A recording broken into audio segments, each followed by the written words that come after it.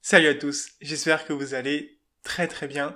Cette semaine, la Ligue des Champions et l'Europa League reprennent leurs droits, mais on va surtout parler de la Ligue des Champions, qui fait parler d'elle en fait depuis déjà quelques semaines, en réponse à la Super League européenne que prônent certains grands clubs. La Ligue des Champions 2024 nous a ouvert certains de ses secrets déjà, avec des bonnes et surtout des mauvaises surprises de mon point de vue. Et en fait, je vous propose aujourd'hui une réflexion autour de la question suivante: est-ce que la Ligue des Champions n'est pas déjà actuellement fermée ?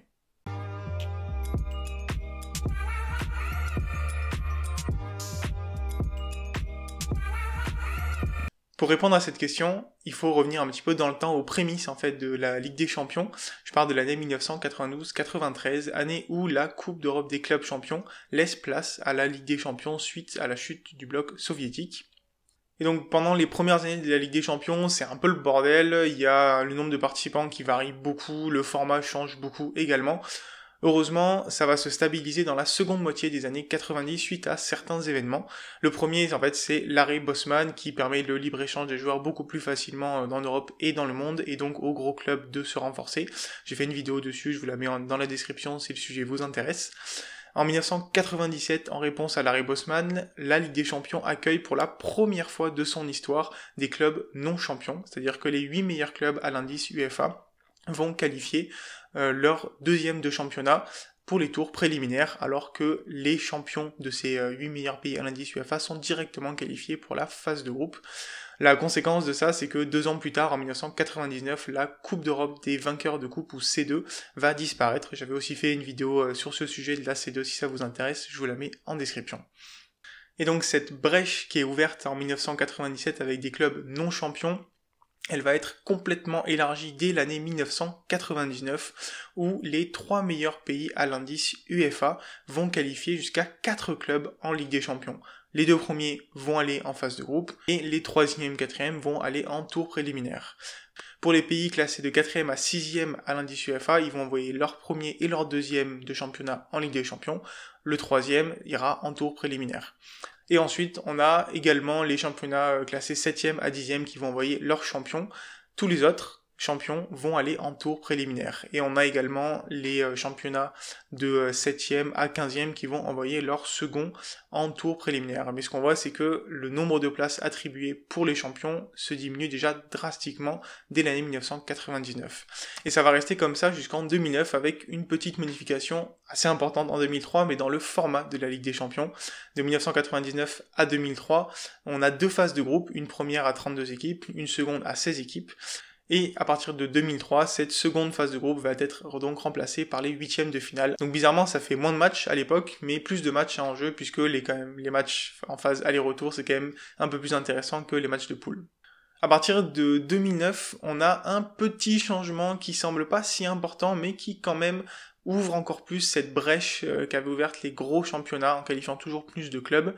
À partir de 2009, le 3e des 3 meilleurs championnats à l'indice UEFA obtient un ticket directement en phase de groupe. Avant, il devait passer par des tours préliminaires. La deuxième modification qu'il y a, c'est qu'avant, les championnats classés de 7e à 10e pouvaient envoyer leurs champions directement en phase de groupe. Cette fois, ce sera les championnats classés de 7e à 12 voire 13e à l'indice UEFA. Alors pourquoi 12-13 ? C'est qu'en fait ça dépend si le vainqueur de la Ligue des Champions précédente était déjà qualifié par son championnat ou non. Et donc ce petit changement, ça réduit encore un petit peu le nombre de places attribuées pour les champions des plus petits championnats. Et donc le coup de massue qui fait que d'après moi on est déjà en ligue semi-fermée pour la Ligue des Champions, il arrive en 2018. En fait, à partir de 2018 et pour les 3 Ligues des Champions suivantes, dont la dernière qu'on est en train de vivre cette année, les 4 meilleurs championnats, cette fois-ci, donc les 4 meilleurs à l'indice UEFA, envoient directement 4 clubs en phase de groupe de Ligue des Champions. Et donc ils envoient 16 clubs, la moitié du nombre de clubs qualifiés en Ligue des Champions. À côté, il n'y a pas forcément grand chose qui bouge, à part qu'on est revenu un petit peu en arrière sur les championnats 7 à 12, 13 à l'indice UEFA. Avant, donc il y avait ces championnats-là qui envoyaient leurs champions directement en Ligue des Champions. Maintenant, c'est seulement les championnats de 7 à 10. Et les indices UEFA 5 à 6 se font un petit peu arnaquer puisqu'ils ont rien gagné, on va dire. Ils envoient toujours leurs 2 premiers en phase de groupe et le 3e en tour préliminaire. La petite différence, c'est pour la France, n'oubliez pas, si le vainqueur de l'Europa League est déjà qualifié par son championnat en Ligue des Champions, le 3e en France en tout cas chez le 5e, se qualifient, et c'est pour ça par exemple qu'on a eu Rennes ou encore Lyon qui se sont qualifiés en Ligue des Champions les dernières années. Et donc forcément, s'il y a plus de gros clubs qui sont qualifiés venant des mêmes championnats, les petits championnats perdent encore des places. Et pour vérifier ça, je vous présente maintenant quelques courbes que j'ai fait de mon côté, en analysant en fait en fonction des règlements le nombre de clubs qualifiés en phase de groupe, puis en huitième de finale en fonction de son championnat.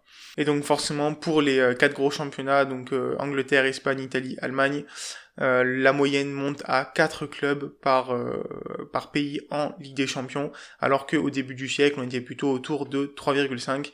Pour la France, ça se stabilise autour de 3 en moyenne, et on voit par exemple que la grosse perte, c'est pour les Pays-Bas, qui avaient 2,5 clubs en moyenne au début du siècle, et qui maintenant en a à peine un peu plus de 1. Le Portugal aussi a beaucoup diminué ces dernières années. Si on regarde maintenant au niveau groupe de championnat, le top 4 européen, aujourd'hui à 16 clubs qualifiés, alors qu'au début du siècle, on était plutôt autour de 14. Au niveau des 3 suivants, donc c'est-à-dire France, Russie, Portugal, qui ont souvent occupé cette place, on est plutôt autour de 6 équipes, ça s'est stabilisé, et par contre, les autres championnats, les plus petits, là on est passé à presque 13 autour des années 2000, à maintenant plutôt 8-9 clubs en phase de groupe, dans le cycle 2018-2021, c'est quand même une énorme chute pour eux.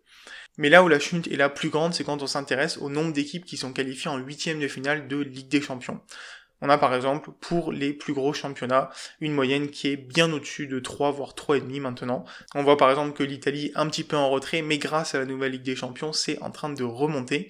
A contrario, la France, elle ne bouge pas, elle qualifie en général 1,5 équipes, donc une année 2 équipes en huitième de finale de Ligue des Champions. Et la grosse courbe verte qu'on voit, c'est la chute en fait des clubs issus des autres championnats, donc au-delà du top 7. En fait, ça tombe quasiment à 0,5. Vous allez voir la différence sur la courbe suivante, où donc le top 4 européen, concentré près de 10 équipes en huitième de finale en début de siècle, et maintenant ils ont presque 14 équipes sur 16 qualifiées en huitième de finale. À côté, les 3 autres championnats, donc France, Russie, Portugal, ont un peu plus de 2 équipes qualifiées en huitième, et les autres championnats sont quasiment à 0, alors qu'ils étaient presque à 4 au début du siècle. Et encore, c'est difficile à analyser, parce qu'en fait, si on enlève le parcours de l'Ajax il y a 2 ans, il n'y a aucune autre équipe hors top 7 européen qui s'est qualifiée pour les huitièmes de finale de la Ligue des Champions depuis 2018. Donc une fois qu'on s'est dit ça, on se rend compte quand même que la Ligue des Champions, elle est quand même un peu fermée autour de 4 championnats, avec 2-3 championnats qui arrivent à s'immiscer de temps en temps. Mais par exemple, cette année, c'est l'exemple le plus probant. On a 16 équipes en huitième de finale et 6 championnats représentés. Et si on enlève Paris et Porto, on a 14 équipes regroupées autour de 4 championnats. Et malheureusement, l'avenir s'annonce pas forcément rose, en tout cas pour l'équité sportive, j'ai envie de dire.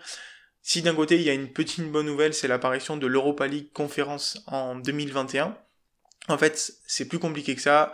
Je pense que c'est une trop maigre consolation pour les petits championnats. Je ferai une vidéo un jour sur cette compétition. Mais notamment en termes de droits télé et de places attribuées, je pense que ça suffira pas, surtout quand on voit ce qui arrive en face. Donc on a beaucoup parlé de Super League européenne depuis quelques semaines, voire quelques mois. Les contours de cette compétition se dessinaient, mais finalement l'UEFA et la FIFA ont mis un gros stop à cette compétition avec la menace d'interdire les joueurs de participer aux compétitions FIFA-UEFA. Si vous voulez en savoir un peu plus sur ce sujet-là de Super League, je vous mets en description une vidéo de CM Football avec le FC Géopolitics qui est vraiment très complète sur le sujet. À côté de ça, donc, on a la nouvelle Ligue des Champions qui est sortie pour 2024 dans un format complètement différent, avec des bonnes, mais surtout, je pense, des mauvaises choses.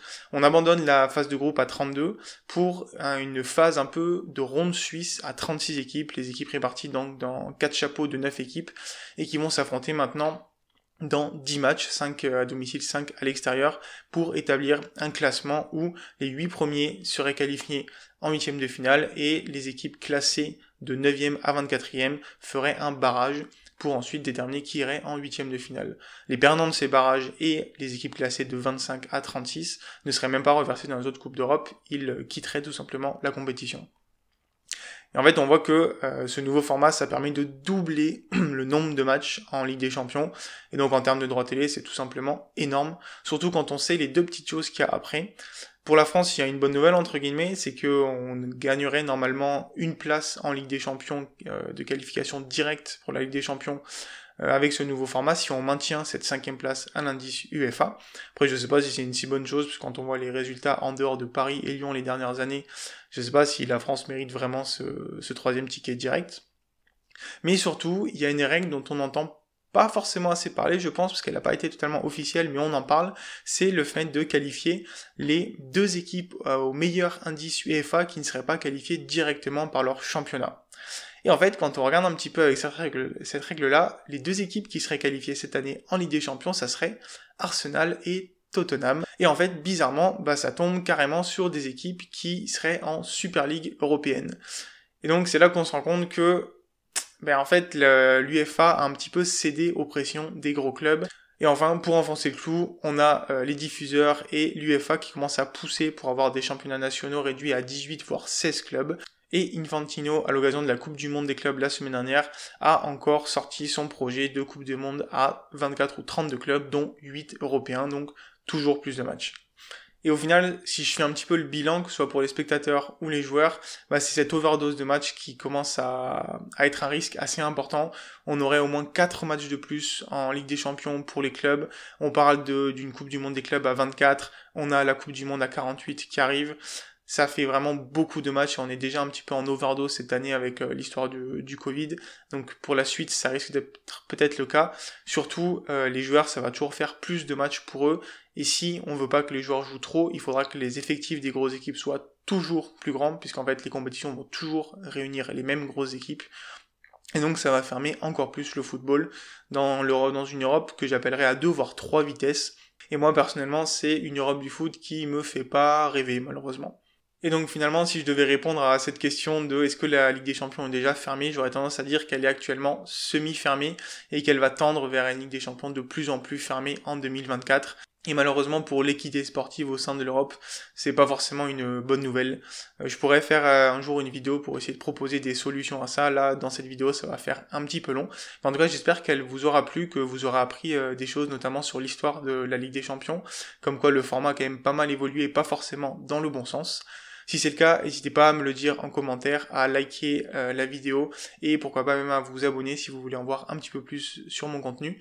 Moi je vous dis à très bientôt pour parler foot. Ciao ciao tout le monde.